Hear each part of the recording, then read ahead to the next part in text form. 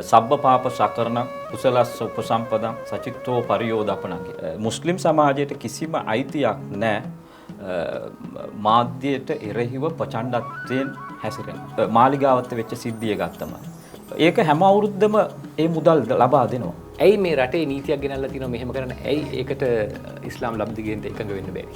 බුදුරජාණන් වහන්සේ කියනවා මල මුහුද කුණු තියාගන්න නැහැ කියලා. මුස්ලිම් සමාජයේ දුප්පත්කම 22%. මුස්ලිම් ප්‍රජාව කෙරෙහි ඇතිවෙච්ච අවිශ්වාසය කොවිඩ් එක්ක තවත් තීව්‍ර වුණා. නැගෙනහිර ජර්මන් බේලින් තාප්ප දිගටම ඒක අඩු කරනවා. අඩු කරලා විත්තිය ලියනවා හරි ලස්සන කියමනක්. everyone give it has කියලා.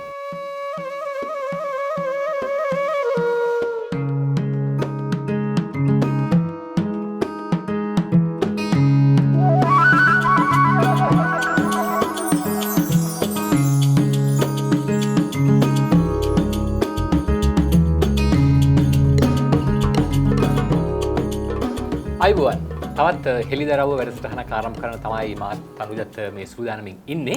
අපේ රට මරු පරිසරය පැත්තෙන් ගත්තොත් බොහොම හරි ඩයිවර්ස්. ඒ කියන්නේ හරි විවිධත්වයක් සහිත පරිසර පද්ධතියක් අපිට තියෙනවා.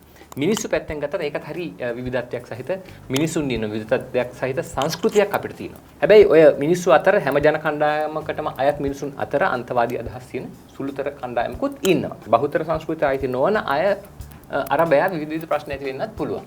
ඉතින් මේ හැම දෙයක්ම මේ COVID-19 හරහා ඔවුන්ට සිද්ධ වෙච්ච ප්‍රශ්න පිළිබඳව මේ හැම දෙයක් පිළිබඳව හොයලා බලන්න තමයි අද දවසේ හෙළිදරව්ව අපි සූදානම් වෙන්නේ. සමාජ මට්ටමින් ගත්තහමත් ඒ වගේම ජනමාධ්‍ය මට්ටමින් ගත්තහමත් ඒ පිළිබඳව අවධානය යොමු කරමින් COVID-19 නිසා හුඟක් වෙලාවට ඒ සංහිඳියාව සම්බන්ධයෙන් තිබිච්ච බිම් මට්ටමේ ක්‍රියාන්විතයන් අර්බුදයන් වලට ලක් වුණා.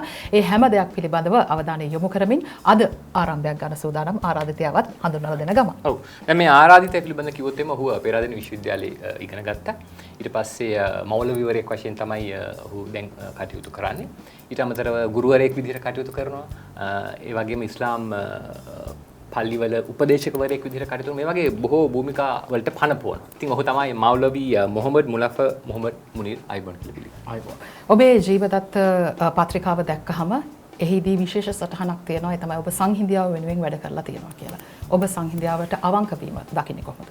2009 යුද්ධය ඉවර වුණාම අපිට විශ්වාසයක් ඇති වුණා, බලාපොරොත්තුවක් ඇති වුණා. අපි අවංකව ඇත්තටම ඇයි අපේ රට තුල මාතෘභූමිය තුල මෙවැනි යුද්ධයක් ඇති වුණේ? මේක හරි විසඳුමක් සොයාගත්තා නම් අපට නැවත මෙවැනි තත්වයකට යා නොදී අපට සුන්දර රටක්, දියුණු රටක් අයිති කරගන්න පුළුවන් කියලා. ඒක පාලකයන්ගේ පැත්තෙන් ඒක සුදු නොවනවා නම් මම හිතන්නේ පුරවැසියන් ලෙස අප ඉදිරිපත් වෙලා මේ தත්ත්වය වෙනස් කරන්න අපට කළ හැකි යම් කාර්යභාරයක් අප කළ යුතුයි කියන ඒ වගකීම හිතට දැනෙනවා. අවුල් තියෙන තැනක, ගැටුම් තියෙන තැනක අපිට දියුණුවක් බලාපොරොත්තු වෙන්න බෑ. ඒ නිසා ඒ ගැටුම, ඒ අවුල නිවන්න පුළුවන් පිරිසක් බවට අපට පත් වෙන්න පුළුවන් නම් මම හිතන්නේ අපට සුන්දර අනාගතයක් අපට නැති වුණත් අපේ මත පරම්පරාවට ලැබෙයි කියන විශ්වාසය අපිට තිබුණා. යුද්ධේ ඉවර වුණාට පස්සේ කිව්වේ මේ දැන් සාමයෙන් පරිස්සම් වෙන්න කියලා. එතනින් අපි ආවොත් එහෙම අපේ කතන්දරේට COVID-19 අපේ රටේ සමස්ත ජනතාවම මේ කාල සීමාව තුළ ලොකු පීඩනයකට ලක් වුණා. විශේෂයෙන් අපේ රටේ ඉන්න ඉස්ලාම් දහම අදහන මේ සංස්කෘතික කණ්ඩායම් කියලා මම කියන්න. ඒ කණ්ඩායම නැත්නම් මුස්ලිම් ජනතාව කියලා අපි හඳුනන කණ්ඩායමට මේක දැනුනේ කොයි විදිහටද? ඔවුන් මේකට මුහුණ දුන්නේ මොන වගේ? සමාජ මාධ්‍ය ජාලය තුල මම ලස්සන පෝස්ට් එකක් දැක්කා. ඒ පෝස්ට් එකේ තිබුණා මේ COVID-19 කියන වෛරසය චීනෙන් තමයි උපත ලබන්නේ. ඊට පස්සේ ඉතාලියේදී හැඩි පැදෙනවා. ඒ කියන්නේ ලොකු වෙනවා. ඉස්පානයට ගිහිල්ලා තරුණ වෙලා ඇමරිකාවට ගිහිල්ලා ඒක හොඳ තත්වයකටපත් වෙලා ශ්‍රී ලංකාවට ආවිල ඉස්ලාම් ධර්මයේ වැළඳගත්තයි කියලා. අපේ රට තුල මානසිකත්වයක් ගොඩ නැගුවා. විශේෂයෙන් ප්‍රධාන මාධ්‍ය හරහා මුස්ලිම් සමාජය මේ කොවිඩ් වසංගතය ඕනා කමින්ම අනිත් සහෝදර ජනතාවට ලබා දෙන්න උත්සාහ දරනවායි කියන හැඟීම ඇති කරන්න හැදුවා. අපි කවුරුත් පිළිගන්නා දෙයක් තමයි අපි මිනිස්සුયો ලෙස අපට ලෙඩක් ඇති වුණාම තවත් කෙනෙකුට බෝ නොවි කොහොමද අපි ආරක්ෂා වෙලා අනිකාව ආරක්ෂා කරගන්නේ කියන එක තමයි අපි කල්පනා කරන්නේ. අපි ජාතියක් ලෙස මේ වසංගතයට මේ අභියෝගයට මුහුණ දෙනුවට වඩා මාධ්‍ය එක්තරා විදියක අපි තනිව බලන තත්වයකට පත් කරා. බණ්ඩාරනායක ප්‍රදේශයේ එක්තරා රෝගී කාන්තාවක් නිසා කතාව තවත් පැත්තකට හැරුණා. මාතර පැත්තේ එක්තරා ගමක මම හිතන්නේ එක්තරා පුද්ගලයෙක් අවුරුදු මාර්තු මාසේ පළවෙනිදාට ඉන්දියාවේ ඉඳලා එනවා. ඔවුන්ව නිරෝධායනයට අරගෙන යන්නේ අප්‍රේල් මාසේ 14 වෙනිදා. මම හිතන්නේ දවස් 45න් පස්සේ. ඒ යනකොට රටේ තිබෙන ප්‍රබලම මාධ්‍යයන් ටික එතනට ගිහිල්ලා ඒ නිරෝධායනයට අරගෙන යන කාන්තාව ඇතුළු 18 දෙනෙක් මගේ මතකය අනුව නම් ඒ 18 දෙනා අරගෙන යනකොට සියලු මාධ්‍ය ආවරණය දීලා කියනවා මෙන්න මේ ගමේ විශේෂයෙන් කොවිඩ් රෝගයේ වැළඳිච්ච පවුල් දෙකක් ඉන්නවායි කියන්නේ. එතකොට වෙච්ච දේ තමයි ඒ ගම වට වෙලා තිබුණේ සිංහල බෞද්ධ ගම්මානවලින්. මේගොල්ලන්ට එළියට යන්න බැරි තත්ත්වයක් වුණා. මේ ගමේ ඉන්න හැම කෙනාම කොරෝනා වසංගතයෙන් පීඩා විඳින අය බවට පත් වුණා. Tamanගේ එදිනෙදා කටයුත්ත කරගන්න බැරි තත්ත්වයකට පත් වුණා. Tamanගේ දෛනික ජීවිතය ගොඩනගා ගන්න බැරි තත්ත්වයකට පත් වුණා. මාධ්‍ය සදාචාරය තුල දැනගත්තු දෙයක් තමයි මාධ්‍ය හැමදාමත් හානිය අඩු කරන්න වැඩ කරන්න ඕනේ කියන එක. හානිය වැඩි කරන්න නෙවෙයි. හැබැයි අවාසනාවකට සමහර විට ජනමනස තවත් විකෘති තත්වයකට පත් කරන තත්වයකට අදපත් වෙලා තිබෙනවා. මම හිතන්නේ මට මේ කොවිඩ් හරහා හැංගිච්ච දේ තමයි ජනමනස නිවන. ජනමනසට සැබෑ පණිවිඩය අරන් යන මාධ්‍යයක ලොකු අවශ්‍යතාවයක් අපේ රට තුල තියෙනවායි කියන හැඟීම අප තුල ඇති වුණා. මාධ්‍යයට ටිකක් කලහකාරී විදිහට මුස්ලිම් ප්‍රජාව ප්‍රතිචාර දැක්වීම ඔබ දකින්නේ කොහොමද? සාමාන්‍ය කීමනක් තියෙනවා මේ වඳුරාට බැනලා වැඩක් නැහැ අහිංගුඩු ගෑයට තමයි අපි දෝෂාරෝපණය කළ යුතුයි කියන එක කියන්නේ. ඇත්තටම මම ඒකෙන් අදහස් කරන්නේ මුස්ලිම් සමාජයට කිසිම අයිතියක් නැහැ මාධ්‍යයට එරෙහිව ප්‍රචණ්ඩත්වයෙන් හැසිරෙන්න. ප්‍රචණ්ඩත්වයෙන් පිළිතුරු දෙන එක මම හිතන්නේ කිසිම ආගමක් අනුමත කරන්නේ නැහැ. ආගමික නායකයෝ වශයෙන් අපි දන්නවා බුදුරජාණන් වහන්සේව අරගත්තත්, ජේසුස් වහන්සේව ගත්තත්, මොහම්මද් නබිතුමන්ව ගත්තත් වැරදි මිනිස්සු නබිතුමන් ළඟට ආවම හෝ ජේසුස් වහන්සේ ළඟට ආවම බුදුරජාණන් වහන්සේ ළඟට ආවම ඔවුන්ව ගහලා එහෙම නැත්නම් තුවාල කරලා නිවැරදි කරන්න ගියේ නැහැ. ඔවුන්ට ඉඩ හැරියා ඔබ කරන දේ වැරදි කියන හැඟීම ඔවුන් තුල ඇති කරවල ඔවුන් සත්භාවයෙන්ම තමන් කරන ඒ වැරදි ක්‍රියාවෙන් ඈත් වෙන මිනිසෙක් ලෙස ඔවුන්ව ගොඩනගන්න පුළුවන් වුණා. මුස්ලිම් සමාජයේ සමහර විට මාධ්‍යයට අර ප්‍රාදේශීය මාධ්‍යයට බණින කෙනා ප්‍රචණ්ඩත්වයෙන් හැසිරෙන එනා ඉස්සෙල්ලම තමන්ව බලන්න ඕන. මම කෙතරම් දුරට නිවැරදිද? මම නිවැරදිව හැසිරෙන විට මට ඔවුන්වත් නිවැරදිව හසුරවා ගන්න පුළුවන් තත්ත්වයක් තියෙනවා. ඒ නිසා ඇත්තටම මම කියන්නේ අපි අනුකම්පා කරමු, ආදරය කරමු, ඒ වගේම කරුණාවෙන් ඔවුන්ට කරුණු වටහා දීම හරහා ඔවුන්ව නිවැරදි තැනකට යොමු කරමු. ඉස්ලාම් සංස්කෘතිය ඇතුලේ බොහෝ ජන කණ්ඩායම් විදිහට ජීවත් වෙන්නේ. මම හිතන්නේ එක නිවසක් ගත්තොත් බොහෝ පිරිසක් එකට ජීවත් වෙනවා. අපි දැන් මාධ්‍යෙන් දකින්න දැන් මේවා. ඒකට ඇවිල්ලා පෙනෙන ඩ්‍රෝන් කැමරා එහෙම දාලා අපිට එක මේක නිකන් පොඩි හොලිවුඩ් ෆිල්ම් එකක්, හොරර් මූවි එකක් වගේ පෙන්නනවා. පෙන්නලා ඒවා ඇත්ත නෙමෙයිද? එතකොට ඔවුන් එකට ජීවත් වෙනවද? ඒ විදිහට දින්නේ ජන කණ්ඩායම් විදිහට. එතකොට ඔවුන් Tamanට අසනීපයක් හැදුනොත් එහෙම දෙවියන් කෙරෙහි පමණක් විශ්වාසය තියලා මහජන සෞඛ්‍ය පරීක්ෂකවරයාට හෝ අනෙක් අයට ඒවා එලි කරන්නේ නැද්ද? එන්නේ නැද්ද? සංගවිලා දින්නේ ඒ හින්දාද ලෙඩේ පැතුරුනේ? ඔය වගේ දහසක් අපිට මේකට මොකද දෙන්න පිළිතුර? මුස්ලිම් සමාජය තුළ එක්තරා කණ්ඩායමක් ඉන්නවා. මම හිතන්නේ ඒක මුස්ලිම් සමාජයේ පමණක් තෝ වෙනත් ආගමිකයන් තුලත් ඉන්නවත් දන්නේ අර ඊ타මත්ම නූගත් විදියට ආගම පිළිගන්නා පිරිසක්. ඔවුන් විශ්වාස කරනවා නබිතුමා ඊතා පැහැදිලිව අල් කුර්ආනය තුල පැහැදිලිව සඳහන් කරලා තිබෙන්නේ ඔබට ලෙඩක් රෝගයක් වැළඳුනාම අනිවාර්යයෙන් ඒ සඳහා ඔබ ප්‍රතිකාර ගන්නයි කියලා. හැබැයි සමහරු විශ්වාස කරනවා ඒක ප්‍රතිකාර නොගන යම් යාඥා හරහා ඒක සුව කරගන්න පුළුවන් කියන විශ්වාසය දරන පිරිසකුත් සමාජය තුල ඉන්නවා නේ අපේ රටේ. විශේෂයෙන් මුස්ලිම් දේශපාලඥයෝ ගත්තම වරප්‍රසාදය වෙනුවෙන් ඔවුන් දේශපාලනය කරා මිසක් ඔවුන් නියෝජනය කරන ජනතාවගේ සැබෑ ප්‍රශ්නේ මොනවද කියන එක ඔවුන් සමාජගත කරන්න බැරි වුණා. ඇත්තටම අපේ රටේ සංස්කෘතිය ගත්තම දැන් උදාහරණයක් කිව්වම මගේ තාත්තට තියෙනවා පර්චස් 26ක ඉඩමක් කියලා කියමු. අපේ තාත්තා මොනවද කරන්නේ? දරුවෝ 4 දෙනෙක් ඉන්නවා අපේ පවුලේ. ඒ 4 දෙනා අතර තමයි ඔක බෙදා දෙන්නේ. දැන් මට ඒකින් උදාහරණ පර්චස් 8ක් ලැබුණම මම මගේ දරුවෝ දෙන්නෙක් එතනට ඕක පර්චස් 4ක් ලෙස බෙදා දෙනවා. විශේෂයෙන් මුස්ලිම් සමාජ සංස්කෘතිය බොහෝ දුරට ඒගොල්ලන් Tamanගේ වාසස්ථානයේ ගොඩනගා ගන්න හදන්නේ බොහෝ දුරට පල්ලියක් වටා. මම හිතන්නේ ඇත්තටම මෙතන ආර්ථික ගැටලුකුත් තියෙනවා. සරල උදාහරණයක් කියන්න පුළුවන්. අර මාලිගාවත් වෙච්ච සිද්ධිය ගත්තම ඒක හැම අවුරුද්දම ඒ මුදල් ලබා දෙනවා. ඇයි මේ අවුරුද්දේ මේ තත්වයකටපත් උනේ මේ මිනිස්සු? මම හිතන්නේ ඒකේ පසුපස තියෙන්නේ වෙනදාට සංයමයකින් ඉවසීමකින් ගන්න පුළුවන්. ඔවුන්ට එළියට ගිහිල්ලා යමක් හොයාගන්න පුළුවන් පරිසරයක් තිබුණා. අද මේ මාස දෙකටම ඔවුන්ට යමක් හොයාගන්න බැරි තත්ත්වයක්. රුපියල් 1000ක් වෙනුවෙන් තෙරපි මියන තත්ත්වයකට අපේ සමාජ ආර්ථිකය ගොඩ ගැසී තිබෙනවා. ඇයි මේ රටේ නීතියක් ගෙනල්ලා තිනවා මෙහෙම කරන්න? ඇයි ඒකට ඉස්ලාම් ලබ්ධිගෙන්ට එකඟ වෙන්න බැරි? බෙහෙත් අරගන්න ගිහිල්ලා කොවිඩ් කියලා හොයාගත්තම අපිව ආදාහන කරයි කියන බයටම සමහරු හැංගිලා ඉන තත්ත්වයකටත්පත් වුණා. ඉතින් මම මෙතනදී මම කියන්න දේ තමයි ලෝකයේ තුල රටවල් 180 ගානක සාමාන්‍ය භූමි දාහනය අනුමත කරන විට ඇයි අපේ රට තුල පමණක් ඒක අනුමත නොකරන්න කියන විශාල ප්‍රශ්නාර්ථයක් ඇති වුණා. ලෝකේ සම්මත ක්‍රමවේදයක් කරහා ලෝක සෞඛ්‍ය සංවිධානය අනුමත කරනවා මේ ක්‍රම දෙකකින් ඔබට ඔබේ අවසන් කටයුතු කළ හැකි කියන එක.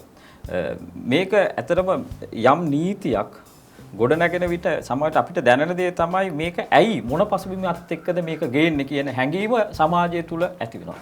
මම ඉන්න මතවාදයේ තමයි විශේෂයෙන් ඇත්තටම මේ වෛරසය හරහා මේක භූමිදානය කිරීම හරහා පැතිරෙනවා ආගමෙන් ඉඩකඩක් තිබෙනවා. එවැනි හදිසි තත්ත්වයක් තුල අපිට ඒක අනිවාර්යයෙන්ම අවනත විය යුතුයි. හැබැයි මේ කටයුත්ත ගේන්නේ වෙනත් කෝණයකින් නම් වෙනත් බලාපොරොත්තුවකින් නම් ලෝක සංස්කෘතියින් ගත්තම Hindu සංස්කෘතිය තුල ඒගොල්ලන් විශ්වාස කරනවා මිනිස්සෙක් මරණයටපත් වුණාම ඔහුට කරන ලොකුම අවසන් ගෞරවය තමයි ආදාහනය කියන එක. ඒ විවිධ අපි පිළිගන්නවා. ඉස්ලාම් ධර්මයේ පිළිගන්නවා ඔහුට කරන ලොකුම ගෞරවය ලෙස භූමි දානය කිරීම. ඒ කියන්නේ ඒ ආගමික පදනම උඩ. හැබැයි මේ දෙකම සෞඛ්‍ය පැත්තෙන් කොතරම් දුරට බලපෑම් ඇති වෙන්නේ.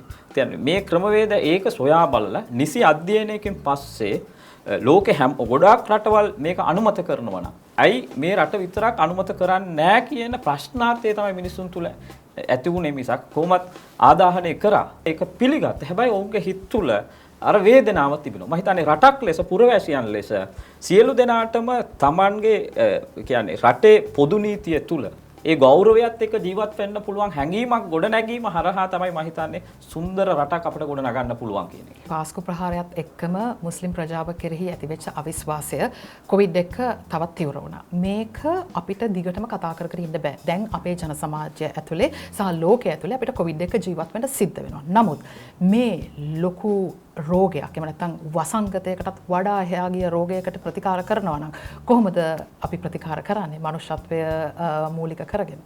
මට හැඟෙන දේ තමයි අපි ගිනි කන්දක් උඩද ඉන්නේ. මොන මොහොතක හරි මේක පුපුරලා යන්න පුළුවන් තත්ත්වයක ඉන්නේ. කියන්නේ සියලු දෙනාම යම් විදියකට විවිධ පාර්ශ්ව විසින් ඇවිස්සන්න පුළුවන් තත්ත්වයකට අද අපිපත් වෙලා තිබෙනවා.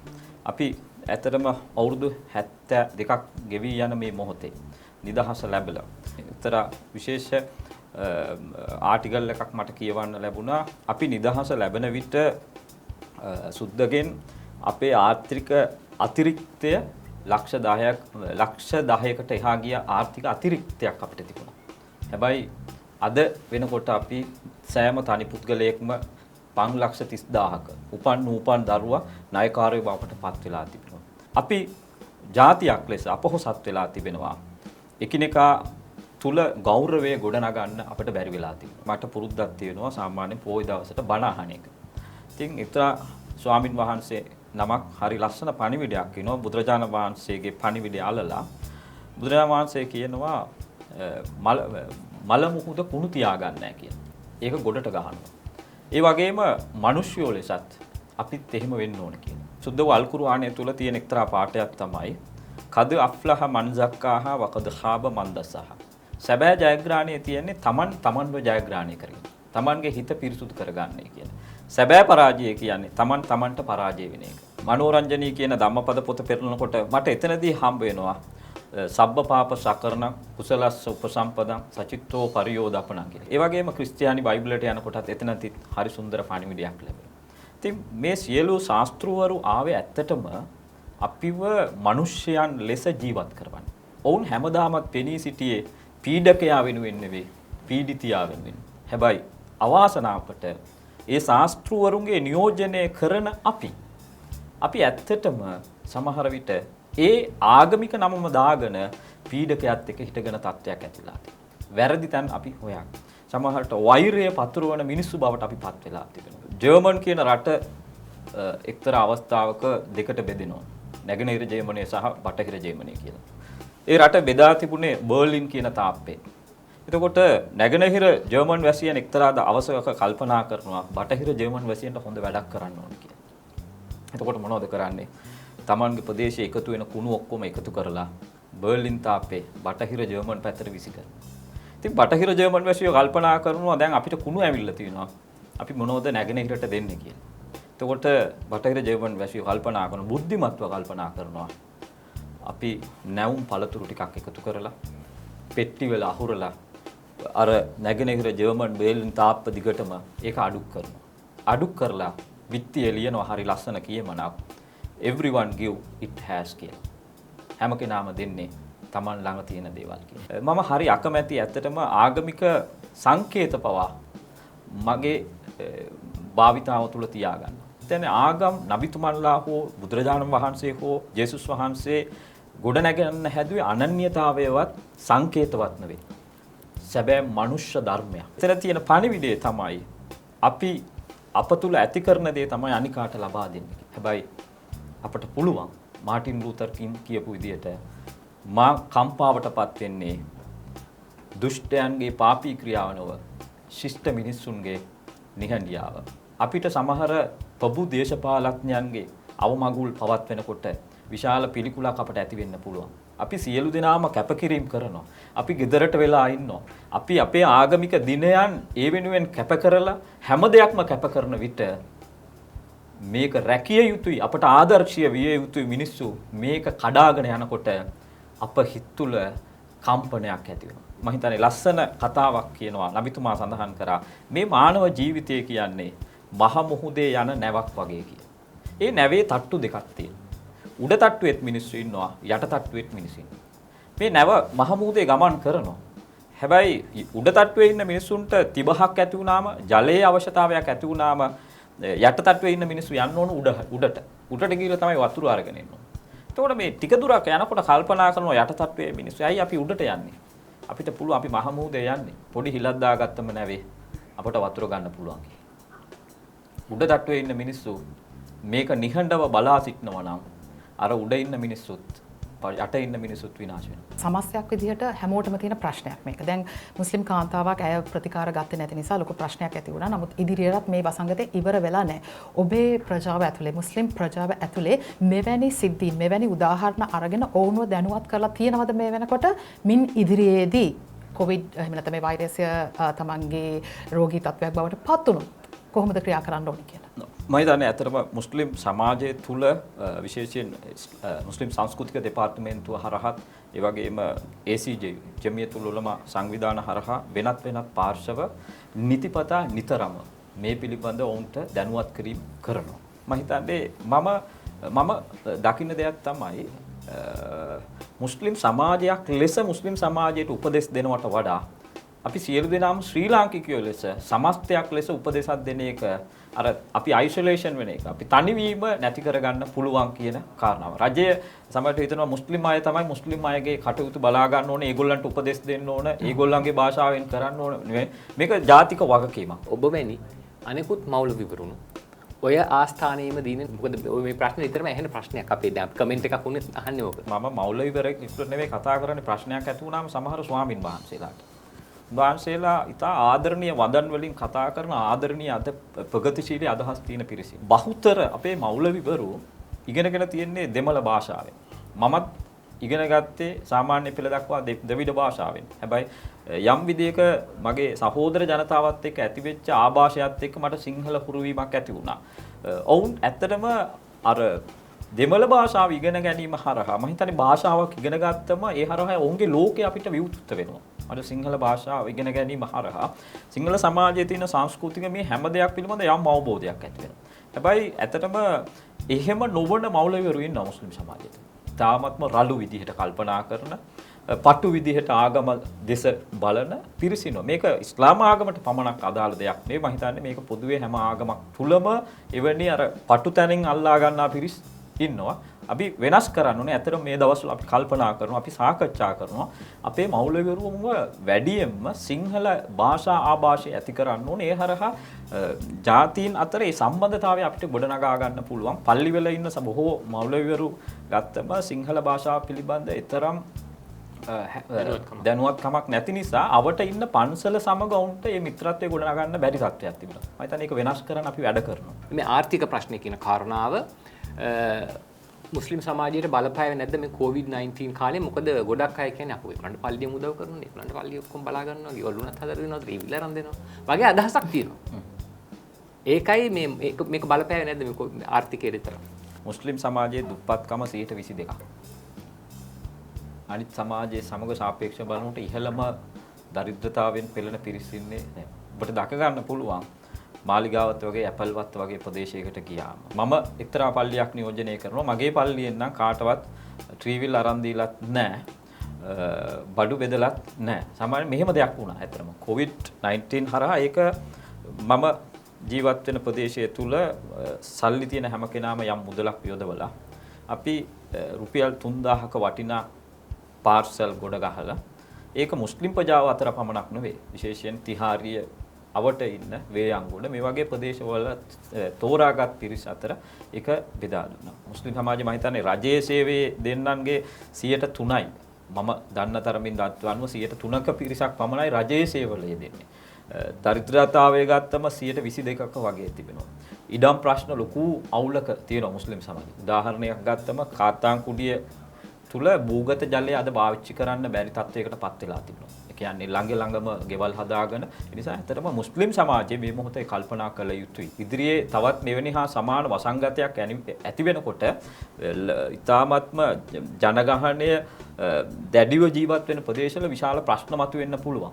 රාමදාන් කියන මාසයට සාමාන්‍යයෙන් ගොඩක් විශ්වාස කරනවා අපි දන් දුන්නම ඒක කිහිප ගුණයකින් වැඩි කරලා දෙවියන් අපට ලබා දෙනවා. ඒ නිසා එන හැම කෙනාම Tamanට තියෙන වත්කම් අනුව යම් විදියකට මුදල් දාන පරිත්‍යාගයන් කරනවා.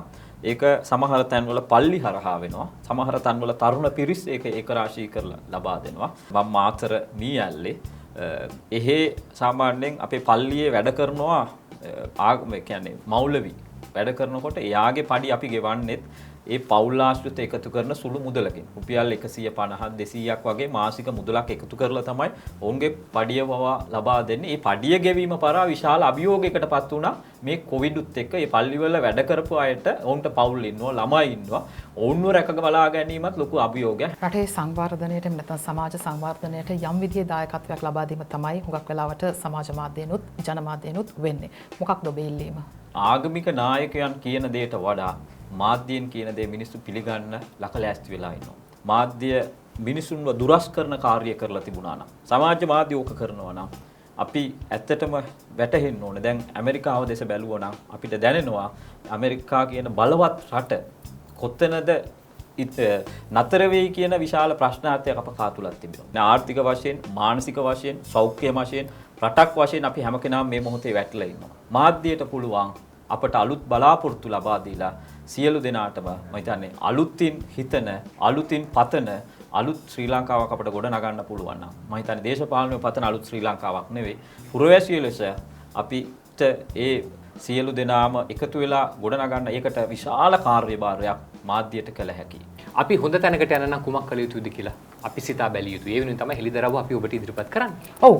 දශම ගානකින් හරි ඔබේ ආකල්පය වෙනස් කරන්නට පුළුවන් වුණා නම් අපි විශ්වාස කරනවා මේ ජනමාධ්‍යයේ සදාචාරාත්මක හැඩතලය අපි සමාජ මාධ්‍යයට අරගෙන ආවයි කියලා. ඉතින් තවත් මෙවන් වූ හෙළිදරව්වක් සමගින් හමු වෙන බලාපොරොත්තු වෙතුව අපි සමගින් යනවා. ඔව්, වෛරසය අපිට කියලා දුන්නේ ඒක වසංගතයක් කියලා නෙමෙයි. මනුෂ්‍යත්වය හොයාගන්නයි කියලා. අපි එමුනම් ගිහිල්ලා එන්න. එන්න අපිත් එක්ක.